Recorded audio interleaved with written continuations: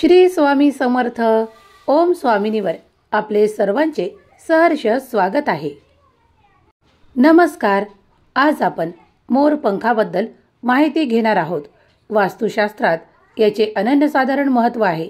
त्याचप्रमाणे भगवंत श्रीकृष्णाला आवडणारे मोरपीस, याचे शुभ परिणाम देणारे काही उपाय आपण आता इथे पाहणार आहोत. काही माहिती घेणार आहोत. देवघरात जर तुम्ही 2 किंवा 5 या प्रमाणात मोरपीस ठेवल्यास घरातली नकारात्मकता दूर होताना पाहाल. त्याचप्रमाणे घरात बरकत वाढू लागेल आणि परिवारातील सदस्यांमध्ये अधिक प्रेम, आपुलकीचे संबंध निर्माण होतात. त्याचप्रमाणे मोरपंखाचा आणि घरातील शांतीचा काहीतरी संबंध आहे असे शास्त्रात सांगितले आहे. त्याचप्रमाणे राहू ग्रह शांत होतो. घरात जास्त कलह, वादविवाद होत असतील तर नक्कीच देवघरात 2 किंवा 5 अशा प्रमाणात मोरपंख ठेवून बघावेत. त्याने शुभ परिणाम दिसू लागतात. त्याचप्रमाणे मोरपंख घरात दक्षिण पूर्व दिशा या ठिकाणी भिंतीवर लावल्यास तुम्हाला घरात सुख, समृद्धी आणि आनंदाचे वातावरण निर्माण करणारे प्रभावी लक्षण दिसून येतात.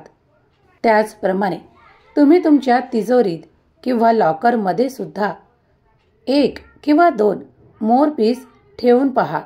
त्यामुळे अधिक सुख, समृद्धी, ऐश्वर्य वाढू लागते.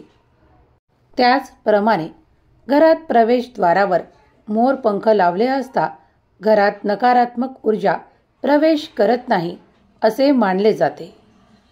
नकारात्मक ऊर्जा रोखण्यासाठी प्रवेशद्वारावर मोरपंख लावले जातात. जर तुम्हालाही मोरपंखाचे अधिक फायदे घ्यायचे असतील आणि समजत नसेल की कुठे लावावे, तर घरातील 4 दिशांना 1 मोरपीस लावावे. त्यामुळे सुख, समृद्धी आकर्षित होते. घरात नकारात्मक ऊर्जेचा प्रवेश होत नाही. ज्यांना रात्री झोप येत नाही, काही मन विचलित राहते, त्यांनीही आपल्या उशीच्या खाली 1 मोरपीस घेऊन निद्रा घ्यावी. त्यामुळे निद्रात होणारा त्रास होत नाही आणि शांत झोप लागते. त्याचप्रमाणे विद्यार्थ्यांना अभ्यासात प्रगती होण्यासाठी सुद्धा सरस्वती मातेचे स्मरण करून 1 मोरपीस अभ्यासाच्या पुस्तकात ठेवायचे आहे. त्यामुळे तुमच्या मुलांच्या अभ्यासात प्रगती होताना, उन्नती होताना दिसून येईल. जर तुमच्या घरात श्रीकृष्णाचा फोटो आहे तर नक्कीच त्यावर 1 मोरपीस ठेवावे. त्याचे शुभ परिणाम तुम्ही तुमच्या जीवनात आकर्षित कराल.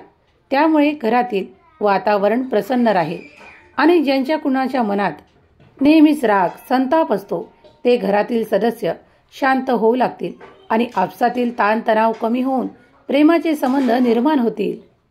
श्रीकृष्णाला अत्यंत प्रिय असलेले हे मोरपिसाची माहिती तुम्हाला आवडली असल्यास शेअर नक्की करा.